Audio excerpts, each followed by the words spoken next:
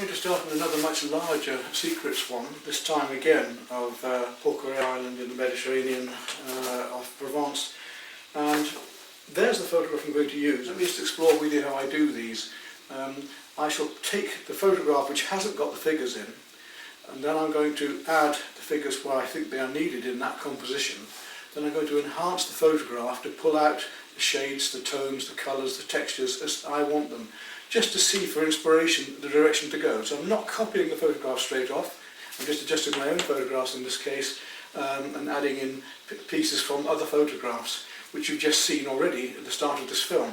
So we'll show them again as they develop through. So we start off with the photograph without any figures in, then we move on to the photograph with the two figures in, then we move on to the photograph with the girl with the waitress with the glasses coming through, and then you see how I change and develop the posterization or the textures of the actual photographs and colours as well.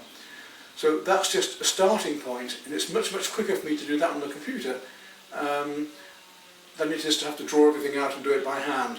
Of course I've still got to do all the drawing. I've got to then do the drawing out onto this huge canvas. That can't be done by computer, that's done by me. So the drawing skills are still required, especially on a big scale like this. Okay, I've started off by marking my photograph into quarters, and I've marked the canvas off into quarters here. I'm not going to grid the whole thing up. I should be able to work out where the basics are coming in according to the same scale on here. So for instance, a quarter way up here and into quarters again, when that board there comes down at that angle, I can just take my pencil across and check it. That angle there, see the angles pretty much, just below it here, going slightly inward. Our horizon line halfway is just on the top of her head here, on an eye level with this waitress here in fact. So our eye level is going to be just above halfway. So just about here, this is about our eye level and the horizon. So everything that comes above here is going to go upward, and everything that comes below here is going to come downward. So for instance here on this halfway mark here, we've got this one coming upward at that angle, like that. And then of course gradually what will happen then is any angles will come around to the level here, down, up, gradually up and up and up until we've got that. So you see they will come around like a huge spider's legs around here like a clock. So that gives you an idea then of our horizon level, which gives our height, and the way that the angles come into a one-point vanishing point. Everything is going this way up to this point here. Everything will actually, you see here as well, this line that comes from the decking here comes to halfway here, and that is coming up to meet the vanishing point here. So if we take that same angle up at that, then we should be meeting, I would say, just on the end of her head here by the look of it. Yes, so where they meet here, that vanishing point should be about where her head comes. So if we come down on that, top of her head, the centre of her head is about, let's have a look, a quarter in, yes, about a quarter in, so here is about there. So yes, we're about right. This proportion is not quite the same as this one, so I'm going to have to adjust things slightly. But as you can see, what we're looking at is something like this, where the whole proportions come up, and her head is going to be about there. That's the top of her head there, and her feet, we know that they're coming down here. If we took this into quarters and thirds again, her feet are just about, yes, they're about, her feet are on that level, so we can gradually work out where things are this way. I'll get on with the whole drawing now and show you when I'm nearly finished. So you can see we've got all of this worked out as to where it comes now. This umbrella is coming in just, the centre of the umbrella is going to be here. That umbrella is coming in here. We've got to work out the frill around it. Approximate sizes coming down the centre of the umbrella stem. And that comes down to here, which if you come across is about a quarter. Let's have a look. That's the main one there. The umbrella comes across to, yes, about a quarter up. So there, quarter there. Out there, that's about right. And then you can see it comes out to this line here.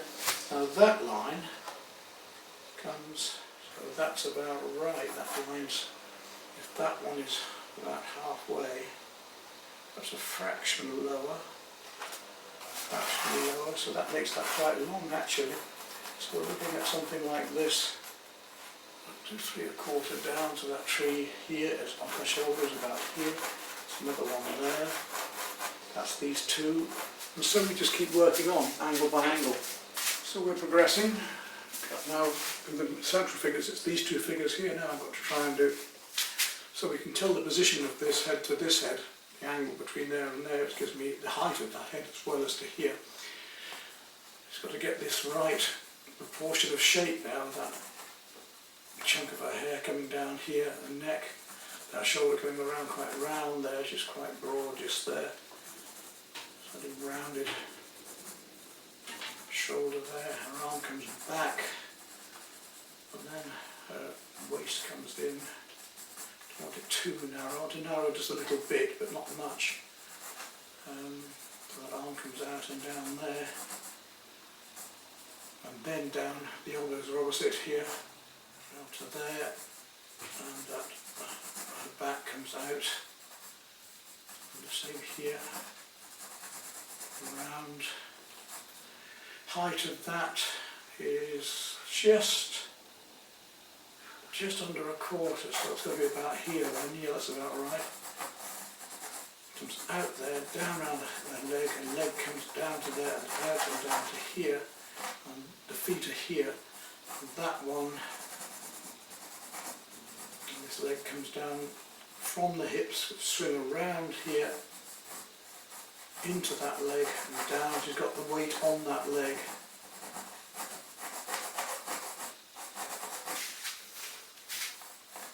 Bring that up a bit.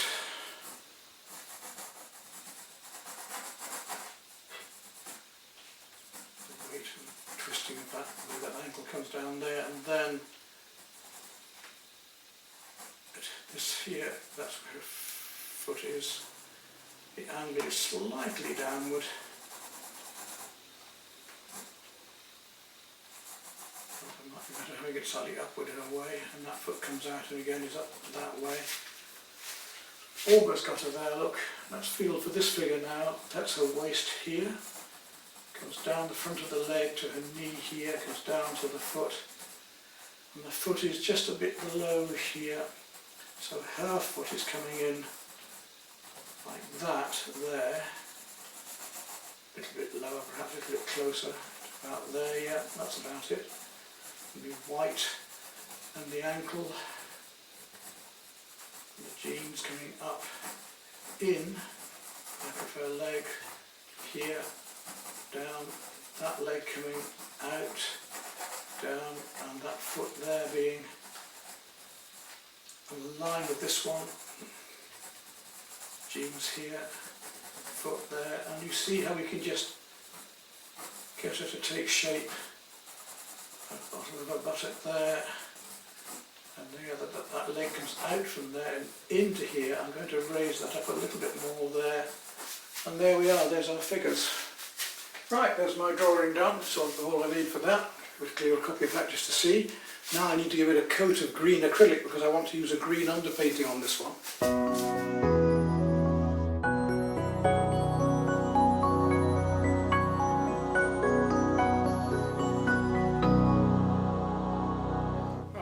Time to put the green ground on, make sure we can see through it.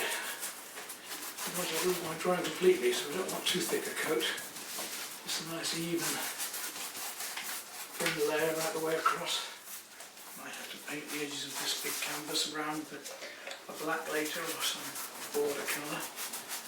They're nice, these big bulk canvases, aren't they? They're a little bit more expensive, but they do make it better for the public to hang them without too much trouble, without having to have frames and everything. Just for these more contemporary works, these cafe scenes and things, make sure that when you use the brush, you that way with the brush and that way with the brush. Don't press upward and you'll make marks on your, you'll see happening there, as I don't quite get the right direction. And we'll work from our mid-tones out to our darks again and back up again into the highlights. Well, the paint's a bit thicker than it was the previous time I did this, and you just see through this with a drawing, which is a bit of a nuisance, but it'll be fine, I hope. So we'll make a start on this painting now and go directly on other primer, slowly paint on. Alright, I'm going to just mark up the picture a bit more first again, so I can just see it more clearly. I just want to see where things are, because I need to put a bit more paint out anyway. Just bring this umbrella out again so I know where it is. Comes up into here, and just going to work, because the drawing, as I say, the paint this time is a little bit of cheap paint, I think. It's a bit more opaque. There we go. You soon find those shapes, I can just see them underneath. You can do the same for oils, you can just work it out again with a brush like this, in thin paint with lots of taps in it. In doing this, you can almost see how I'm going to work when I paint them anyway, because I'll be working almost as loosely as this. I'm going to try and do as much filming as I can, which you can see this time. So it might be slightly longer film, but I know you'd like to see a bit more of the creation of these paintings. I'm going to carry on with this brush, I think, for a minute. A bit more paint out, we're ready to go. I've got all my filberts and flats there, sponges if I need them, knives if I need them and so on, my mixing palette, my water and a tray of paints. And I'll just show you the palette again that I've got here to use, that I won't use it all, but obviously it's nice to have all these colours mixed.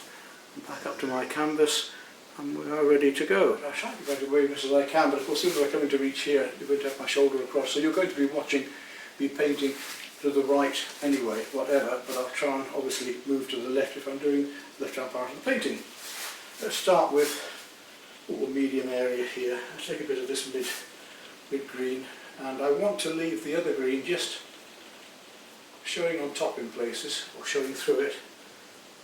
Not leave this green just showing through it at the underpainting. Now, the trick is, I've said this over and over again, for me, is, this is my sort of jigsaw method, is that we paint the right colours in the right places, in the right shapes, relevant one to another, the right colours relevant one to another, as well as the shapes being relevant one to another. So the drawing has to be reasonably good when you start a painting like this. If you have a bad drawing, you tend to find that the drawing is pulled even worse if you're working very loosely and quickly like this. Obviously if you're a very good artist and you've been doing it for years, you don't really need a drawing at all. You can just work straight in here and pull it together as you go. I like to have a bit of a framework to work within, personally. So I'm going to put the paint on without water at all, fairly thickly, just letting the underpainting just blow through here. You know, you need to be able to have paint there to use. If you don't, then it stops your flow. If you're going to go and get a colour out, you don't mix quickly, you don't see it as well. You need those colours there to see and to work with, so that you can really be loose and vibrant. So put plenty of colour out. I remember back at art college years ago, when there were many students who were very prissy. And one girl came with her little set of oil paints and put little half-inch blobs out, and one of the lecturers almost gave her a heart attack. He came across and he just took her tubes and squeezed almost the entire tube out onto a palette to really make the point. And she had all that paint then to use up. Well, of course, once you had to use it up, she wasn't going to waste it, so it was the other way around, and she really slapped it on, and it totally changed the whole painting. So you see what I mean? You need to have plenty of paint there to your use. Don't worry about it wasting, especially if you've got a stay wet palette. What a stay wet palette is, it's one of these sandwich boxes where I put in 2 layers of paper towel at the bottom, and then a layer of greaseproof if you want. That's not all that necessary. And wet that. Don't soak it straight with the water running everywhere, just wet it. Otherwise the paint will start swimming all over the place. Just wet it and then put your paint in, and when you've got the lid on, that will last for up to 6 months or so. It still lasts a longer time, even with the lids off, than it would without having it on the wet.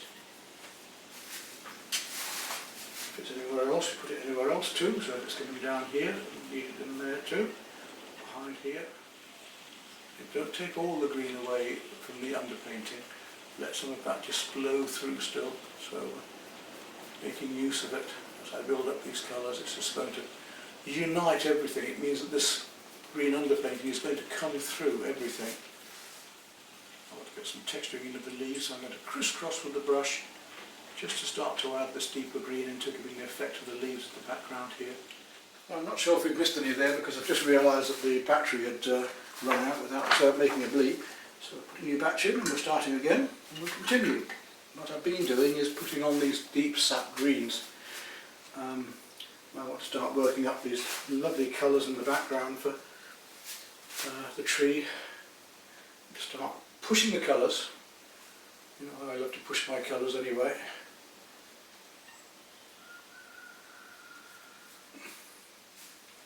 Look at the colours that are there on the photograph. In this case I've already enhanced them, as you've seen.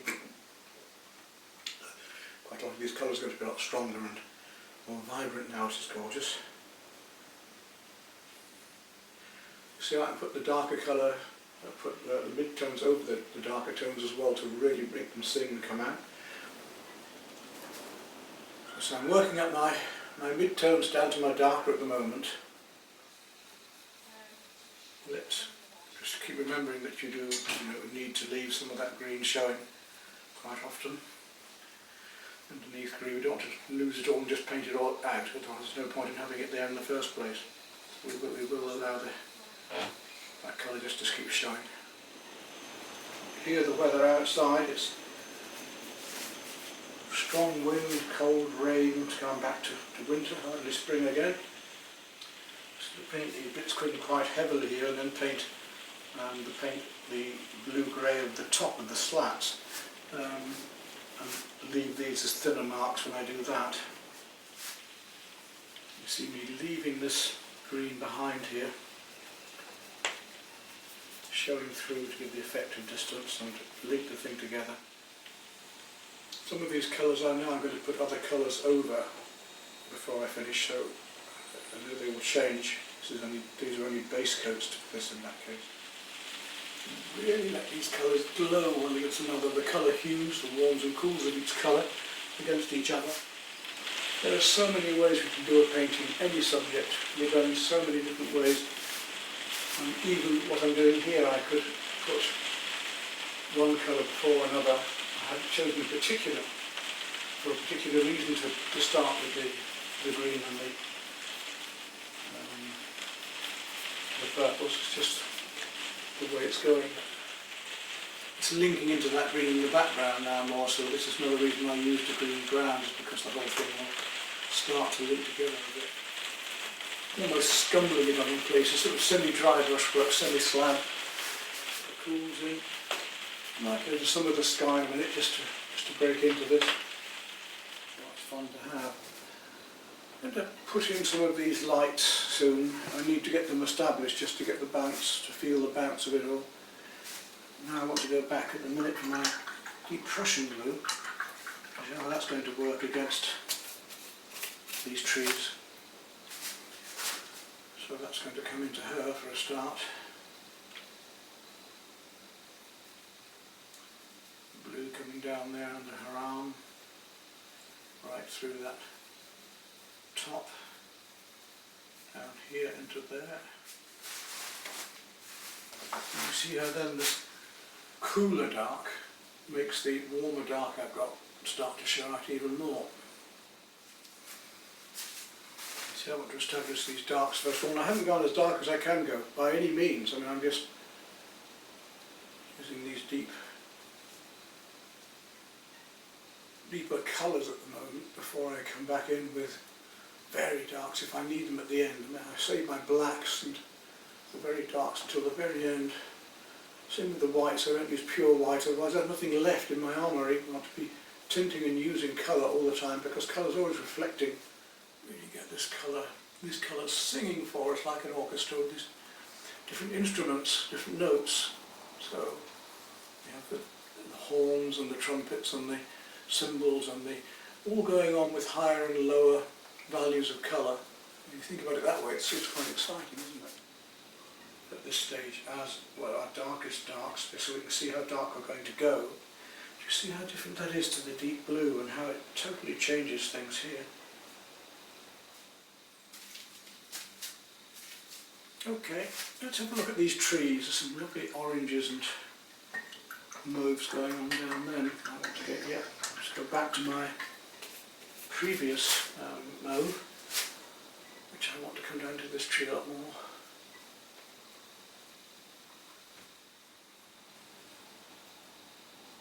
Strengthening the colour up as and when I need. Playing these complementary colours against each other, purples and yellows, to really get a vibration and singing going in the painting. The effect of sunlight coming down through here. Come back with that colour again into here. We want to build it up, so we still want to get those creases on the t-shirt and make those a little heavier as it sinks back in again. Let's look at some of these colours down here in a minute as well. I need to use a bigger brush perhaps for that. We'll see.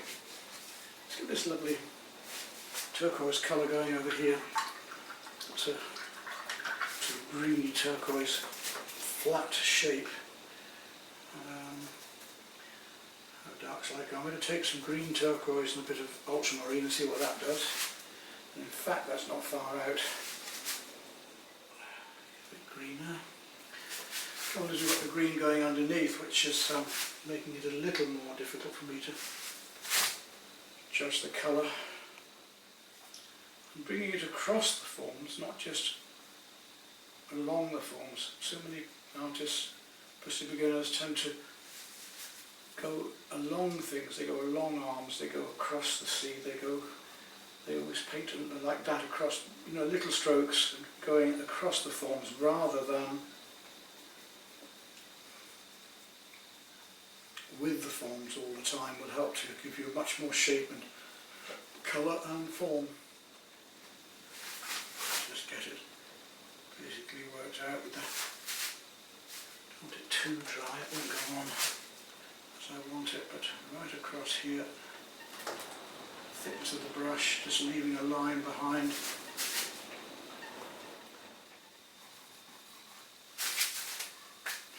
That's a major colour here, isn't it? We've got to see where else we want that colour, because it's a nice one. While it's on my brush, I'll start to see where else it's going to be. It's going to be up here. It's going to be covering a lot of this umbrella. Quite a lot of it. Quite a major colour in it, in fact.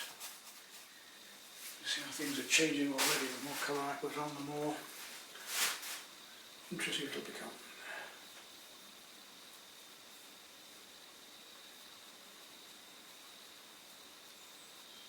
Brush strokes there to give that slight furriness to the edge of the tassels.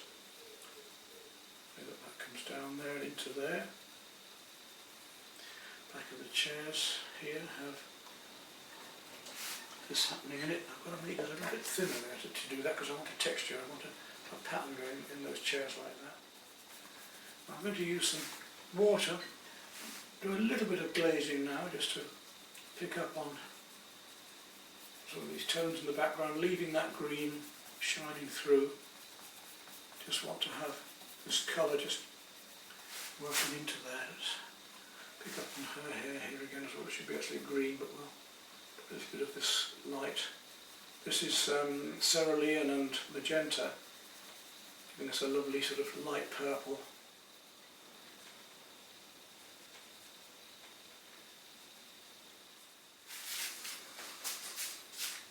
Is it just beginning to show? We're just beginning to see it now. Work all of these up and then come back, and I've got lights to put on these yet, so they don't seem quite right at the moment, but they will be when I get all the rest of the colours in. I sincerely hope. I'm having a moment of deja vu with this, thinking I've just painted this bit before, another time, another lifetime maybe, a dream, or weird, isn't it, when that happens?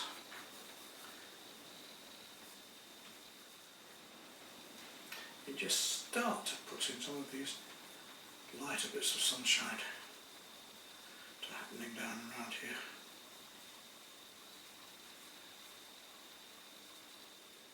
I'm going to establish them now and then put them in properly with more solid paint a bit later.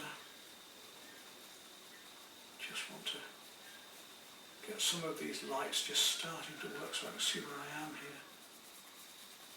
Cool rays are happening amongst the... It's all going to hold the whole thing together, so when you put it on your brush, if you see it, then get it down where else it is. Just indicating things at the moment, just feeling the shapes and putting lights and darks down one against another to try and get this impression. Maybe more than a day this one, there's quite a bit to do. Lots of lovely colours to find, keep me occupied. Start to paint using the textures as well, that the paint is now drying, and these thicker paints that I put on earlier, the thicker coats, are now able to take brushwork over the top and let me enhance them, which is rather nice. You can see in that area there, for instance, very painted area. And see the dappled effects of light we're getting coming down the figures now. So I just paint in areas, not whole blocks, just letting that underpainting show through wherever I need. Keep that blue going wherever it is. It's going up into here as well. Beautiful colours.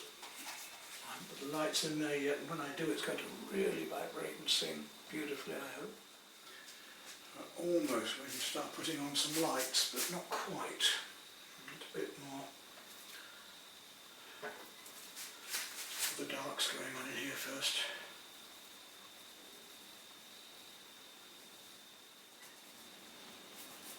It's a common fault, if you like it as a fault, to stay with the same brush and not want to change when you're just flowing. You don't want to lose your flow.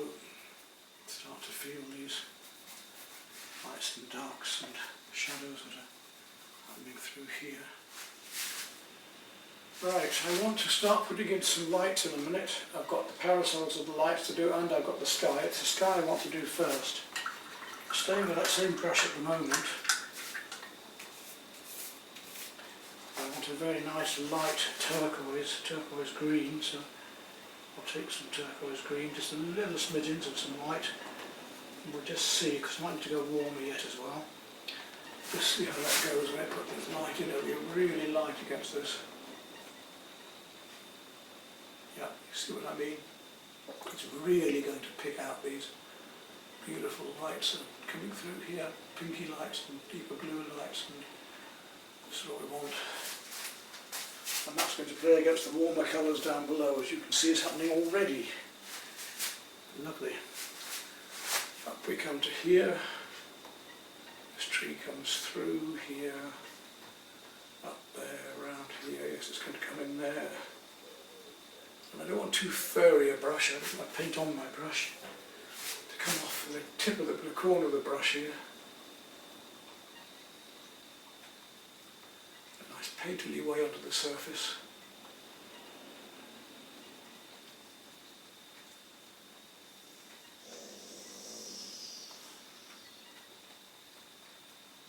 And leave the idea of little dark leaves behind it. And always come back in and put some more darks into here afterwards.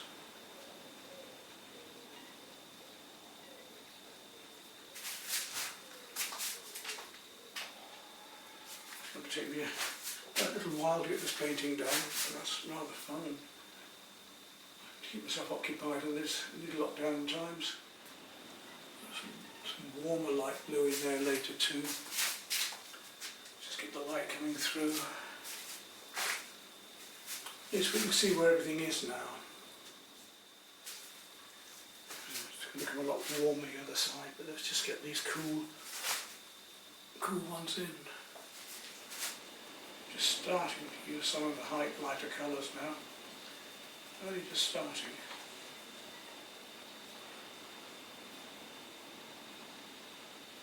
Going now, it's just starting to find its way.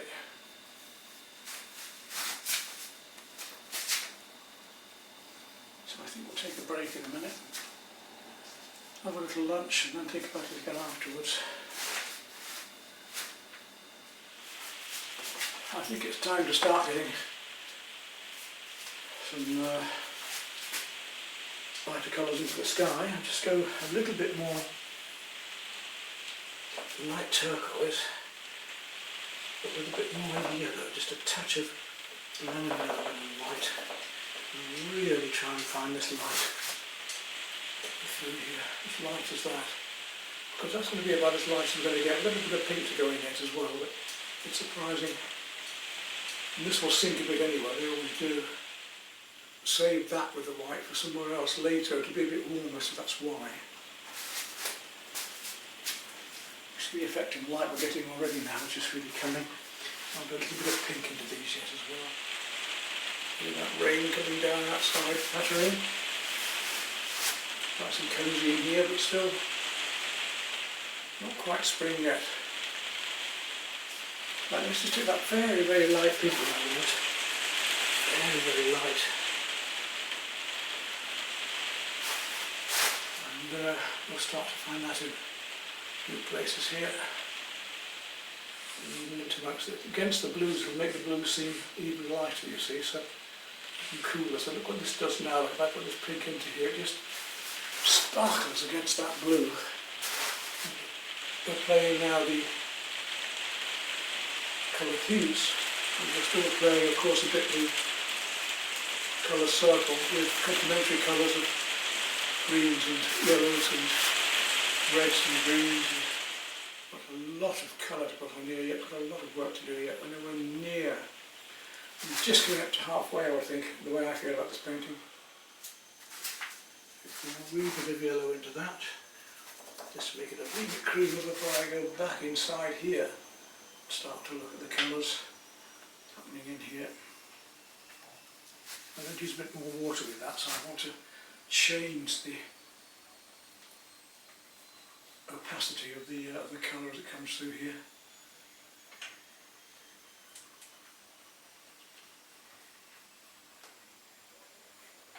I've got some detail to put into here with the netting with a fine brush later.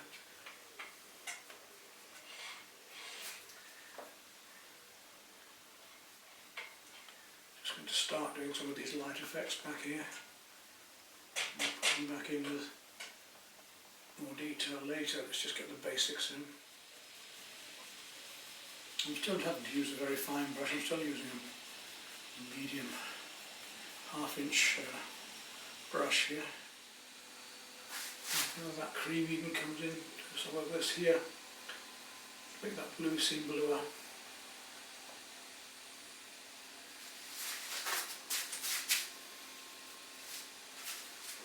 Just start to see the colours begin to sparkle now.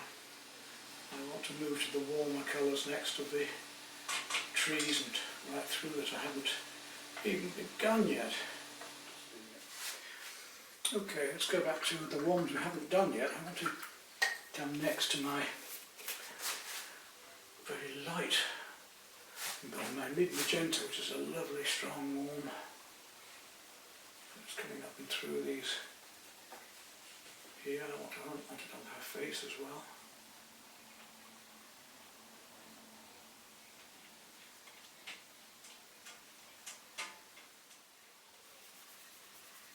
Surprising, you know, it's not just one colour in one place. Again, I get a bit tired of this with many amateur painters, isn't it? They keep painting a blue sky, green leaves, whatever. They don't look at just how the colours are reflecting, how many colours are even there. Really do need to really look. So it's a mid-magenta I'm using at the moment. Feeling wherever I might see it, so that the whole painting gradually links together.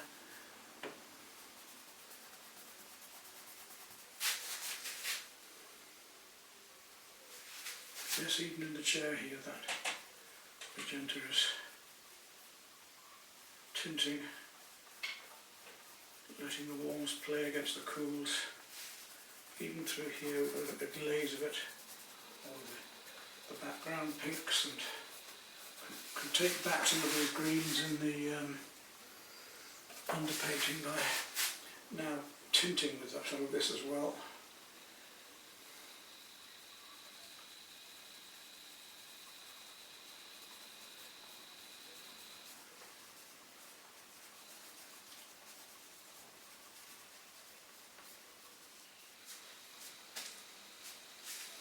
Now, I'm just working on those magentas at the moment. Let's go back. Get sidetracked for a minute. We need to start getting these lovely magenta colours through. Lighter and darker, of course. And then the oranges. I'm going to put a little touch of orange just here to show that that'll change things as well. Nice bit of pure. Oh, that light is a bit too dark. A bit too light, that would take it back a bit. Beautiful. And this one, don't want too much of the magenta. This one's going to come in here, giving us this gorgeous warmth back into the background. I used to find it a very dangerous colour, brilliant green and alizarin crimson, but now I need that strength to make things vibrate here. You can see me slapping on the colour now a lot more, really working these beautiful forms up. Just starting to get the richness of the pure colours working against each other at last. And I can start to put the right colours in the right shapes in the right places. Having got the basics down, I can really start to pull this out. I can go to my burnt sienna or Indian red yet to make this warmer still. But if I need that sun shining through, and I've got my cadmium reds to go for brighter, and I've got, of course, the oranges to do yet too. And you see the colours just starting now?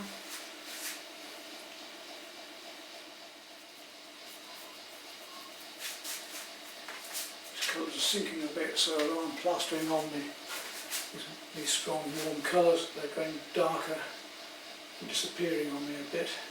A bit annoying, but I'll manage.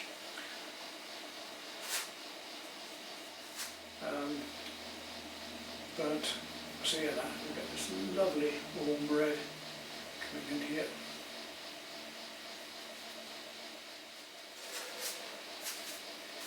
And right up into here, let's have a look at the way the warm comes. And I'm going to need yellow ochre here in a minute as well, I think, to go a bit lighter, maybe even the magenta too, because it's vanished a bit on me.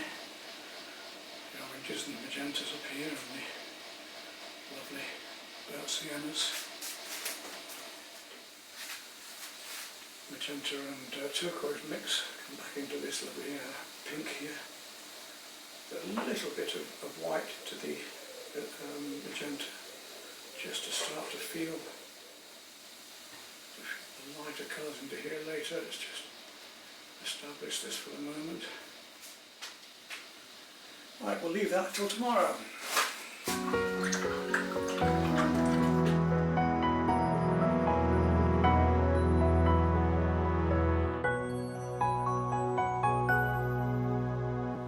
Well, another day's dawned, and we're going to continue with this large work, which I'm already well into, so I can really enjoy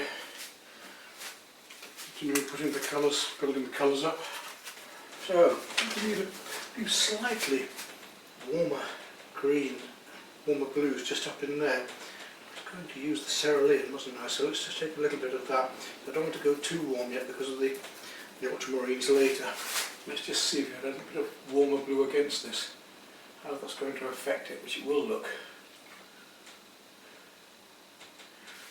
So just playing one colour against another is so important.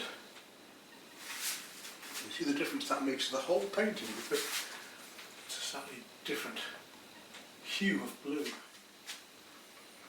As I say, I want my colours to sing, I really do. I don't. And today we're going to start putting on much cleaner, stronger colours. It's not just one colour, you see. I've said this before too, but when you've got something like this, it's one colour next to another that's making the effects. Comparative colours, always comparative. You've got to have one thing against another. You can't just put one colour down, like I was saying earlier about the beginners who paint blue sky, green grass, brown trees, that they don't look at it, one thing compared to another, which is absolutely vital. I was saying about a little bit more yellow. I'll take a bit of cadmium deep. We'll just bring out this sunshine a bit more and texturally across these eyebrows there, look. I've got to do that at the top here as well, so let's just take our orange and go back up into there with it. You play the warms, let's have a little look at some of the cooler colours coming through into here.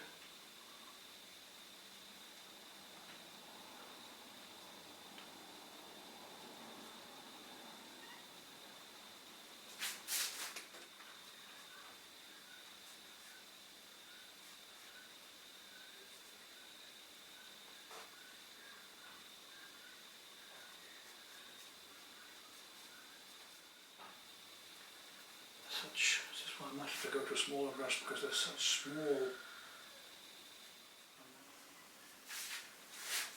Yeah, I think I'm going to have to go down to a smaller brush. Let's have a look what we go to now. We'll go to a 1/4 inch. I'm going to use a wee bit of pure white in a minute just to touch these shoes up. I usually hang on to that till the end. At the moment I'm working on a very, very deep magenta red. These ones too, and look at where the colours are in there. I'm not using a bright red yet, I'm not using a cadmium, I'm just working with these deeper, strong magentas. There's just so much lovely colour to play with here. I really want to enjoy this one, bring all of these colours out. It's a nice big painting, so I can afford to really work into it and enjoy it. Too much. Take that back again too. We do want it singing, but we don't want it to stand out like a sore thumb. So being comparative, we'll have to bring it up elsewhere a little bit too.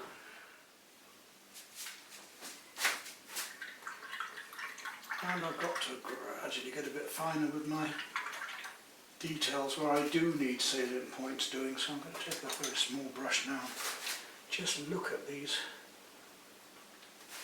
areas on her face I need to bring out. If that colour's there, it's going to affect other colours again around it, so I'm going to come across to here. It wants just a few simple strokes, and this is what we're trying to do, is cut down the, let's say, gnaw. It's wrong, it's sometimes something next to something seemingly unrelated a bit further away that actually needs working on, like these greens I'm doing now.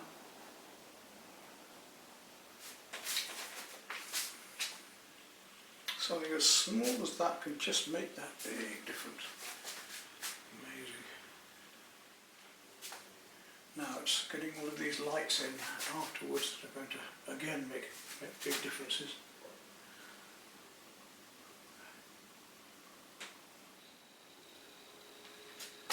Just starting to work up to our lighter colours now, just starting really to get going on this. Okay, let's look at the background again, and down here in the foreground these lovely bits of light and shadow that are coming through here. Take some slightly more golden light. We'll start to work on that. More orangey golden, perhaps a bit more orange in that.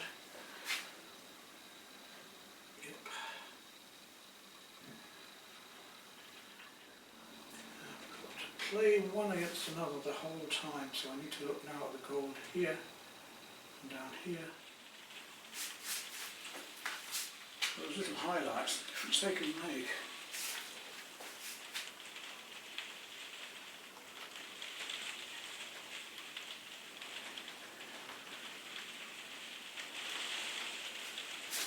Here's the rain outside again. We're really starting to hit these differences in light and shade and colour hue as well. and the warm and cool greens.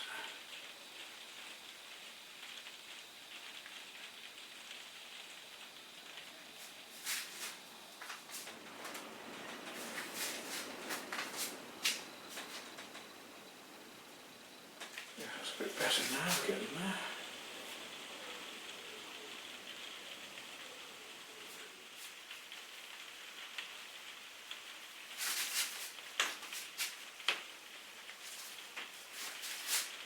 Hell of a painting, that's what God takes from doing.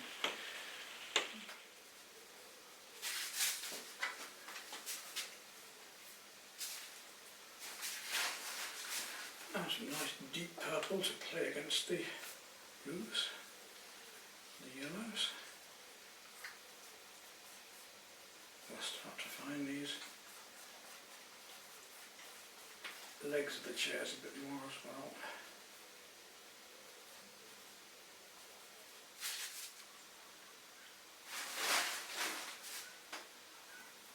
And get some deep cameo yellow with some bright green to see what we get. Interesting colour for this here.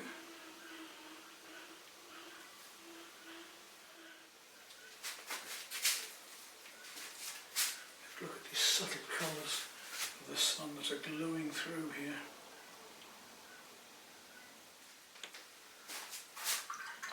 Now we've got to make the effect of this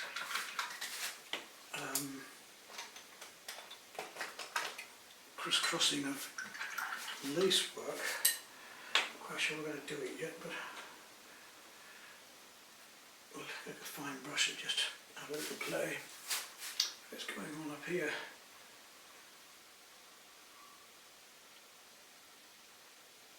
So I reckon if I come across with thin lines like that, I should be able to get something like the effect.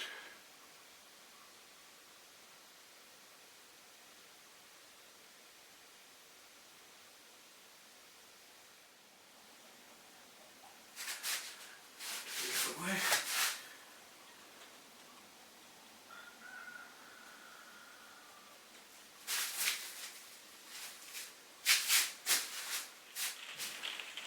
So I'm actually now gone down to pure white because I'm at the very end of my tether and I'm really into my light colours.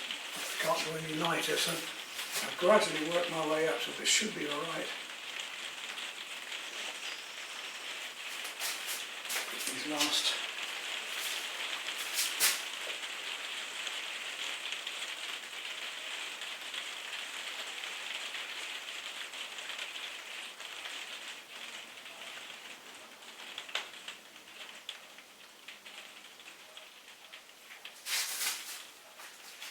sparkles of colour here.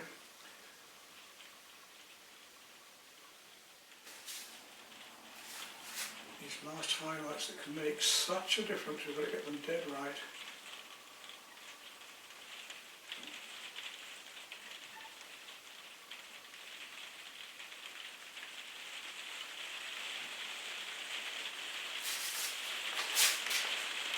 We're getting towards the end now. Mix some processed yellow and magenta. I just need to find some colours for her arm, with some of the flesh in the flesh a little bit more here.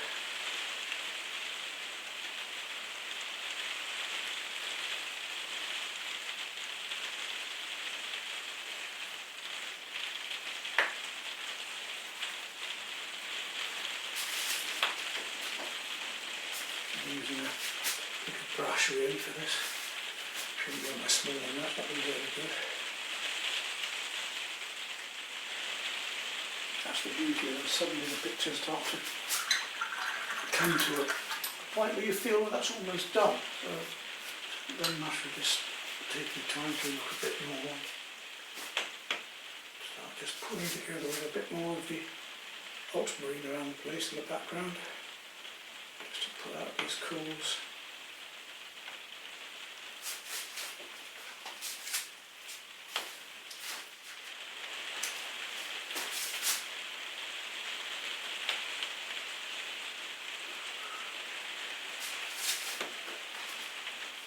There we are, another large secrets one finished.